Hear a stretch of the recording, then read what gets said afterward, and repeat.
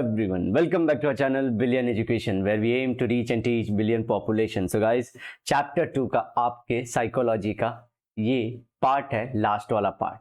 इसके साथ हमारा साइकोलॉजी का आपका सेकंड चैप्टर खत्म हो जाएगा। थर्ड चैप्टर की तरफ हम लोग ऑलरेडी स्टार्टेड है और नया चैप्टर शुरू कर देंगे फोर्थ वाला। तो साथ बनाइए रखिए, ऐसे अपने दोस्तों में शेयर करिए और जल्दी जल्दी से खत्म करके ट्वेल्थ वाला भी पढ़ना शुरू करिए। आप अपने ईयर के साथ में रहिए, अगर गवर्नमेंट भले चेंजेस लाए और आप उसके लेकिन आगे रहिए। तो इंडस्ट्रियल साइकोलॉजी नाम में ही लिखा है कि इंडस्ट्री में यूज होता होगा। Is concerned with behaviour of people working in organisation.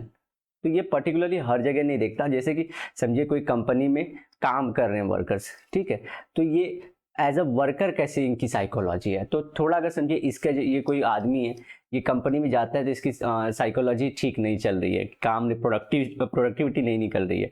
तो ये देखेंगे कि क्या दिक्कत है यहाँ पे, कुछ जॉब सिनारियो में, या इनकी कलीग्स अच्छे नहीं है, या क्या हो रहा है, या देखेंगे घर से ही इशू है, थोड़ा वहाँ पे भी देखेंगे। अदरवाइज मेजॉरिटी वो कंसंट्रेशन रहता है कि यहाँ पे प्रोडक्टिविटी क्यों नहीं हो रही है। तो ऐसे वर्कर के साथ क्या करना चाहिए?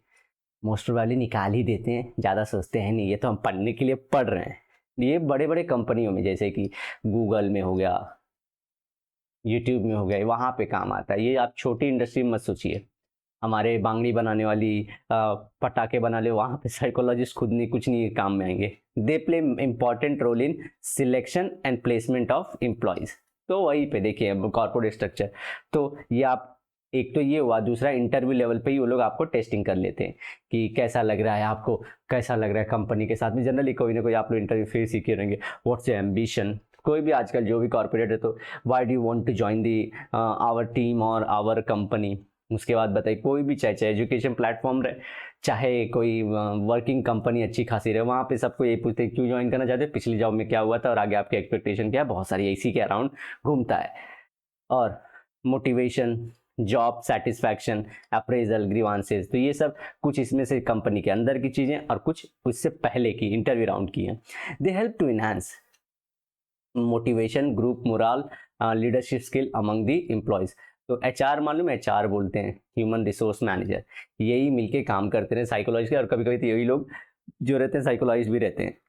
आपको रंगोली बनाना साथ में, और पटाखे फोड़ना, थोड़ी सी फुलझड़ी दिखाना होली के दिन का, आपको ये कलर लगाना जो ये ऐसे वाले रहते हैं जो बोलते हैं ना ऑर्गेनिक, नेचर फ्रेंडली, इसी में रहना है। वाइट कपड़े, ड्रेस कोड फॉलो करिए। तो मतलब भेड़ बनाते रहते हैं। तो कंज्यूमर साइकोलॉजी, अब कंज्यूमर साइकोलॉजी जिसको प्रोडक्ट बेचना, जैसे हम लोग, which is a branch of industrial psychology, deals with consumer behaviour. So worker as well as consumer, दोनों का साइकोलॉजी देखना है इंडस्ट्री के अंदर। तो होपफुली आप समझ पाएंगे। Deals with the consumer behaviour, quality of product, brand loyalty and influence of advertisement on purchasing.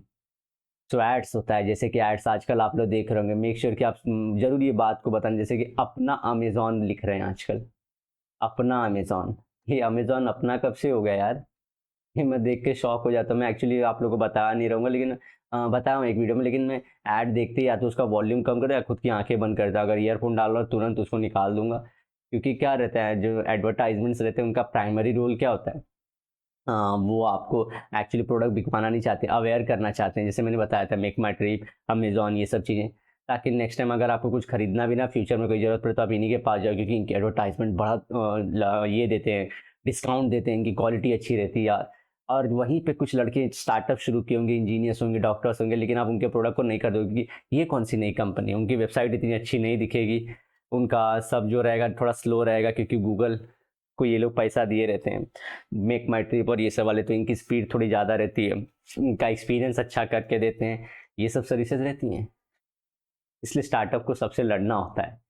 एक स्टार्टअप अकेला ऐसे नहीं होता। इसलिए जो भी लड़के अच्छा काम कर रहे हैं, इंजीनियर्स स्पेसिफिकली अच्छा काम कर रहे हैं, हमारी इंडिया के इंजीनियर्स बहुत ज़्यादा अच्छा हैं। भले कुछ भी रहे, उनको स्किल आए चाहे ना, दुनिया ब्लेम करने पे है। मैं प्राउडफुल रहता हूँ हमेशा कि इंजीनियर्स हैं, तो उनको चैनलाइज करना चाहिए कहीं ना कहीं उनकी एनर्जी को, और इंडिया का ग्रोथ बहुत ज़्यादा हो जाएगा उससे। तो वो काम करना चाहते हैं, लर्न भी करना चाहते हैं, स्किल भी एक्वायर करना चाहते हैं। दिक्कत ये कि जॉब नहीं है, जॉब नहीं, और वो जॉब खोलेंगे तो कोई उनके प्रोडक्ट को प्रमोट नहीं करेगा। ऑनलाइन वो चीज़ें बूम कर सकते हैं हर चीज़ का, लेकिन आपको मालूम है गूगल के प्लेटफॉर्म पे सब कुछ चल रहा है और वो सब चीज़ कंट्रोल वही करता है। सो क्वालिटी ऑफ प्रोडक्ट, तो ब्रांड लॉयल्टी, जैसे कि आप क्या एक ही ब्रांड को प्रीफर करते थे, टेटली के टी को ही पसंद करते हो या कोई और ऑफर आया तो आप चले जाते हो सीधा। सो वो टेस्ट करते रहते हैं आपको, तो ब्रांड की क्वालिटी कैसी रहती है। और दूसरा होता है क्वालिटी ऑफ प्रोडक्ट, तो एवरीथिंग आई फील कि आप भले स्टार्टिंग में बूस्ट हो जाओ कुछ चीज़ों से या आप किसी चीज़ से इन्फ्लुएंस होकर कोई चीज़ खरीद लो, अदरवाइज क्वालिटी मैटर्स। जियो का जैसे कि सर्विस है पूरी इंडिया में फैल चुका है, क्वालिटी है उसकी सर्विस में। जहाँ पे एयरटेल बहुत सालों से लूट रहा था, अब भले वो कंपनी कंपटीशन होना चाहिए, मैं एयरटेल के अगेंस्ट नहीं हूँ, एयरटेल होना चाहिए मार्केट में, तभी कंपटीशन आएगा, लेकिन ये बहुत साल तक अकेले थे, लूटते थे, कितना पैसा ये लोग गपत किए क्या किए पता है नहीं। सो वो चीज़ है, लेकिन रिलायंस ने बूम लाया ये सब चीज़ों का।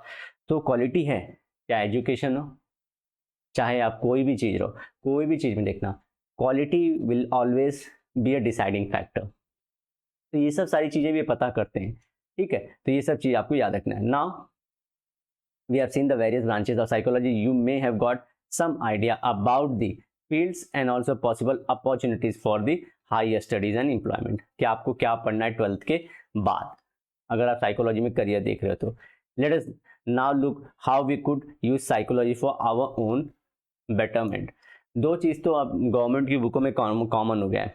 पहला क्या कि बेसिक्स ऑफ करके चैप्टर हर जगह देते हैं, basics of chemistry, basic of psychology, basic of history, basics हर चीज़ का। उसके बाद आते हैं जॉब कहाँ है, एप्लीकेशन, अप्लाइड फील्ड में आ जाते हैं। हर चीज़ हर सब्जेक्ट इसी पे डील कर रहा है।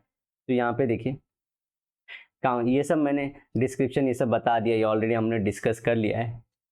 काउंसलिंग साइकोलॉजिस्ट क्या करते हैं, ये सब कहाँ कहाँ पे काउंसलिंग वाले एजुकेशन फील्ड में दे सकते हैं, वोकेशनल काउंसलर से मतलब वर्क रिलेटेड, और मैरिज काउंसलर भी होते हैं, ठीक है। करियर में ज़्यादा अपॉर्चुनिटी इसके अलावा नहीं है क्या, है, लेकिन ये बोल रहे हैं सबसे ज़्यादा जो फेमस है यही सारी चीज़ें हैं। अब उसके बाद एजुकेशन साइकोलॉजिस्ट कोई बन रहे थे क्या स्कूल में और एजुकेशन एज अ होल में। अब क्लिनिकल वालों का देखिए सबसे ज़्यादा डिमांडिंग का है, क्लिनिकल एंड काउंसलिंग, ये देखिए साथ में आ ही जाता है काउंसलिंग के। यहाँ पे लोग कर सकते हैं अगर वो क्लिनिकल वाले में सक्सेसफुल ना हो तो। साइको एनालिस्ट, साइकोथेरापिस्ट, एनालाइज भी करते हैं, थेरापी भी देते हैं। साइकेट्रिक नर्स, लड़कियों के लिए जो होता है, जनरली लड़के भी हो सकते हैं लेकिन लड़कियों के लिए अच्छी अपॉर्चुनिटी है। रिहैबिलिटेशन साइकोलॉजिस्ट, रिहैबिलिटेशन मतलब कोई मेंटल स्टेट से जा रहा था तो उसको कैसे धीरे धीरे रिहैबिलिटेट करें, जैसे हमने क्रिमिनल रिहैबिलिटेशन सुना था ना, जो क्राइम कर चुका है उसे कैसे अब ठीक करें। और हिप्नोथेरापिस्ट, ये देख रहा है वो वाला।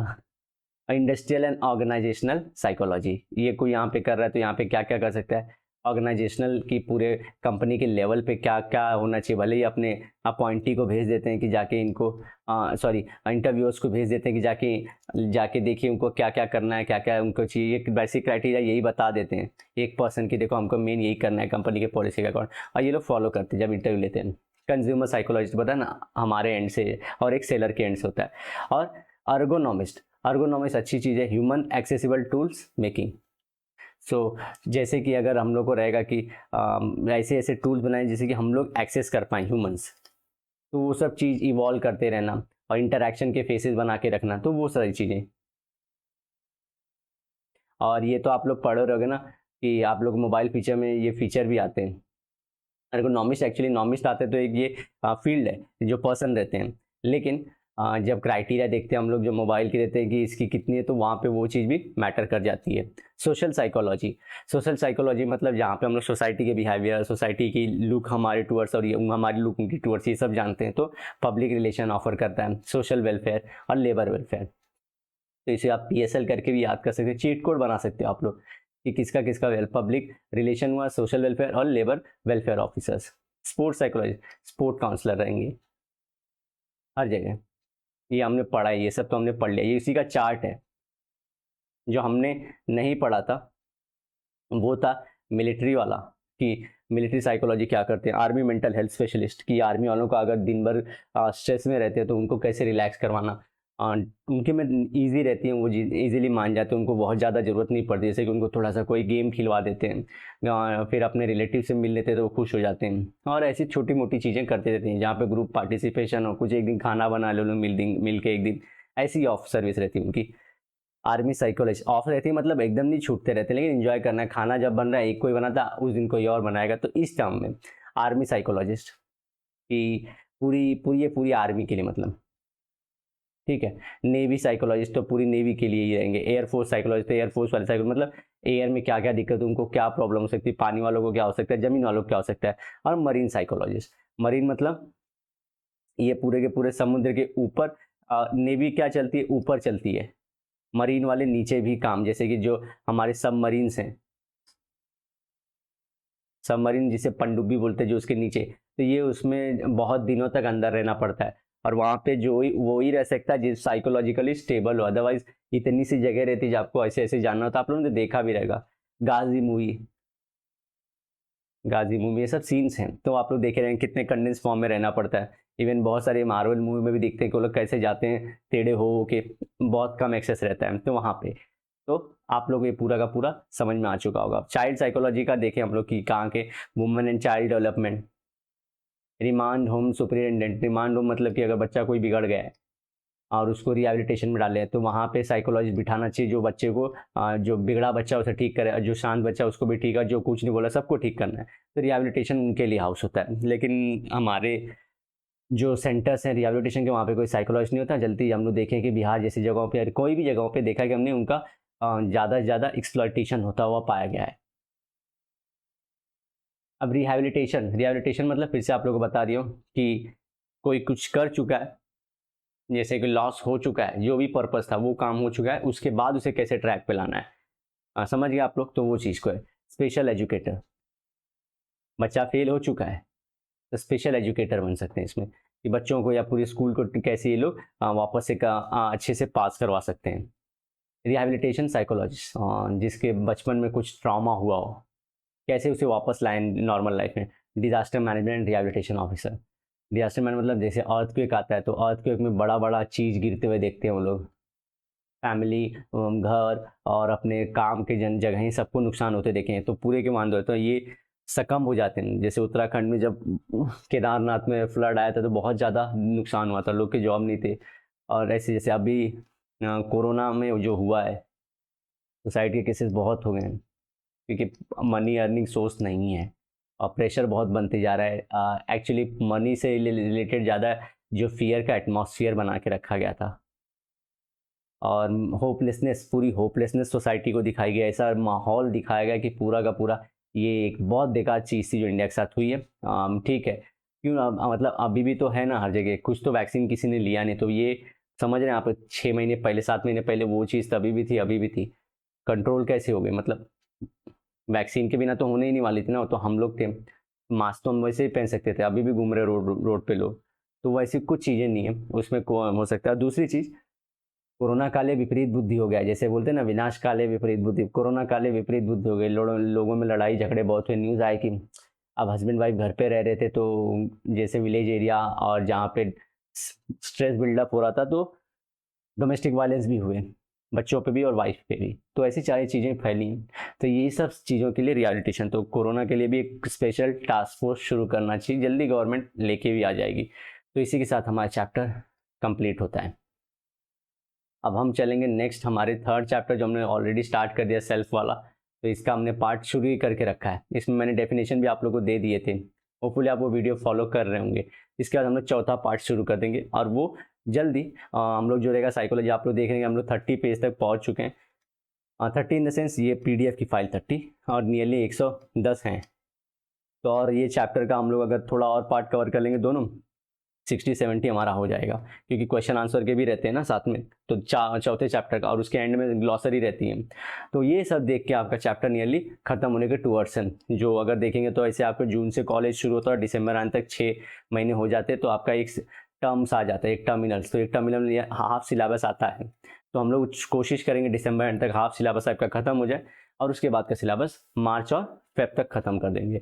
तो बने रहना और अपने दोस्तों में से शेयर करना, और जो ये चल रहा है यहाँ पे, ये सब सारी चीज़ें चल रही है, इसे फॉलो करिए प्लीज़। ये आप ही लोग के लिए लगाया गया कि आप लोग नोटिफाई हो पाएँ। मिलते हैं नेक्स्ट लेक्चर में। Till then bye bye, have a great and nice day ahead.